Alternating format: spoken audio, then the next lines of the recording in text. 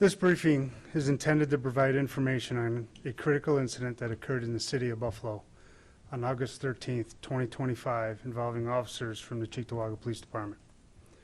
You're about to see the video footage and learn about the incident so you can have a better understanding of what occurred based on what we know right now. The use of force investigation into this incident will require interviewing multiple witnesses, viewing video footage at length, and analysis of a significant amount of forensic evidence. The investigation is still in its very early stages. As a result, our understanding of the incident may change as additional evidence is collected, analyzed, and reviewed. We will not draw any conclusions about whether the officers acted consistently with our policies and the law until all facts are known and the investigation is complete. The Buffalo Police Department, New York State Attorney General's Office, and the Cheektowaga Police Department will continue to analyze this incident, interview any witnesses, and cooperate with or perform any necessary forensic tests. The Cheektowaga Police Department recognizes and respects the integrity and value of human life, and that the decision to use deadly physical force is the most important decision that a police officer will make in the course of their career. The use of deadly physical force will emotionally, physically, and psychologically impact the officer involved, the person the deadly physical force was directed at, the family and friends of both, and the community as well. Before the video is shown, I will provide a brief overview of the officer-involved shooting that occurred on August 13th, 2025, around 12:30 p.m. The 4 officers who were assigned to the Uniform Patrol Division of the Cheektowaga Police Department responded to 269 Sanders Road in the city of Buffalo, attempting to make a summary arrest of Mr. Hugh Davis Jr. for felony assault, felony criminal mischief, and misdemeanor menacing for an incident that occurred on August 11th in the town of Cheektowaga. Officers of the Cheektowaga Police Department have the authority both procedurally and legally to make an arrest for a crime anywhere within New York State. Traveling to another jurisdiction for that purpose of making the arrest is a part of a routine action and function of the Cheektowaga Police Patrol officers. Leading to that video, officers have parked the patrol vehicles on the street in front of the apartment building and have ascended to the stairs of the second story using a shared common hallway to contact Mr. Davis at apartment number 4. Buffalo Police dispatchers have been informed that the officers will be at 269 Sanders Road for the purpose of making an arrest. When officers attempt to contact Mr. Davis, the center of the door to the apartment becomes dislodged and fell into the apartment. Mr. Davis met officers at the doorway. As Mr. Davis was exiting through the doorway of the apartment, he lunged at the officers with a large knife, narrowly missing the officer closest to him. Mr. Davis swung the knife a second time, almost striking an officer near their unprotected neck and chest area. Our officer was forced to use a department-issued handgun to stop Mr. Davis by firing 3 times. After being struck by gunfire, Mr. Davis fell to the landing of the stairway and dropped the knife out of his hand. At this point of the video, you will see that the officers believe that another person may be in the apartment. No one else was ever located in the apartment. Officers called for an ambulance and began life-saving measures. The video being released today ends before officers start CPR with the assistance of an AED until they were relieved by members of the Buffalo Fire and Buffalo Police. Mr. Davis was pronounced dead at the location of the incident. An important part here is all original body-worn camera footage has been sent unedited to the Buffalo Police Department and the investigators of the New York State Attorney General's Office. The Buffalo Police Department and the New York State Attorney General's Office are handling the investigation into this incident with the full cooperation of the Cheektowaga Police Department. A word of caution, the images and information you are about to see may be disturbing to some viewers. Viewer discretion is advised.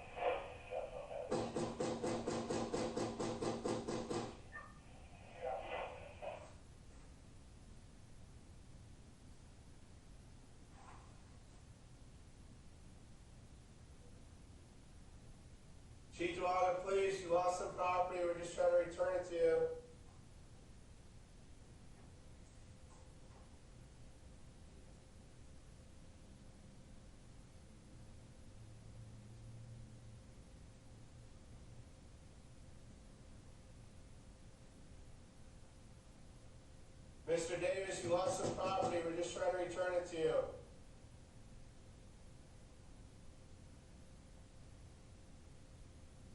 You left some stuff in your rental car. They called us.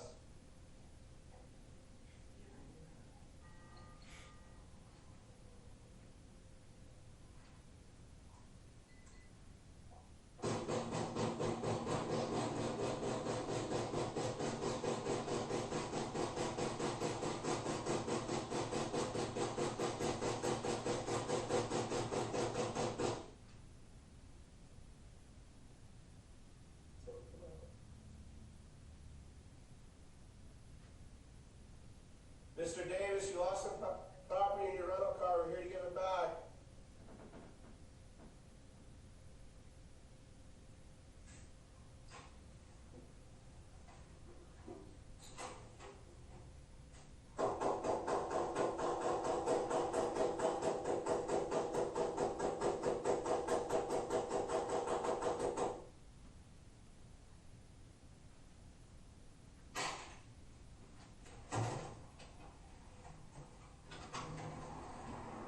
What to say?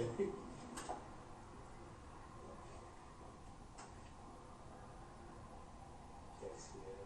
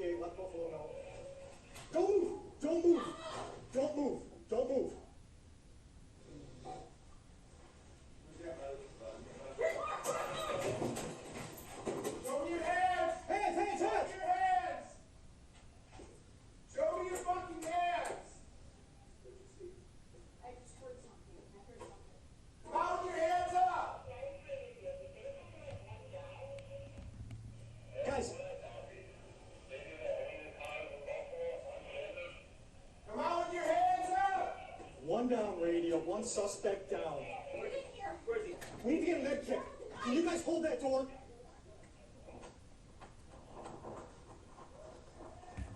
Hold on. I got it. I'm good. I'm gonna grab AED and this med bag. Yep.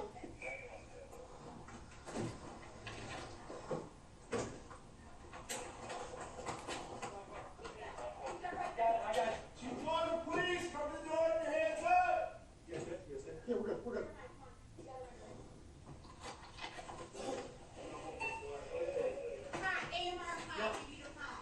Buffalo Fire, too.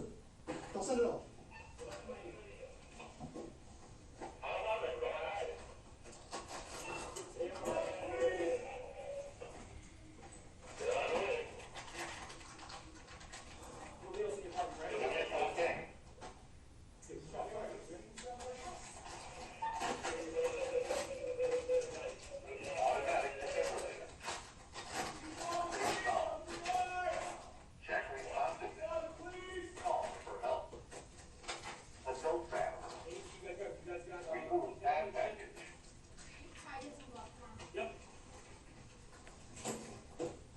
This thing's all fucked up. I'm gonna bring it up. Grab some chest seals out there too. You got chest seals? Alright, hold on. Try not to use evidence disturbed. We got a knife here. Leave that there. You got chest seals in the rest of the bag? Which card you go in the back of? 18. Do you want to go grab one out of 11 for me? Ty's getting chest seal. I will hold a gauze pad on him. Thank you.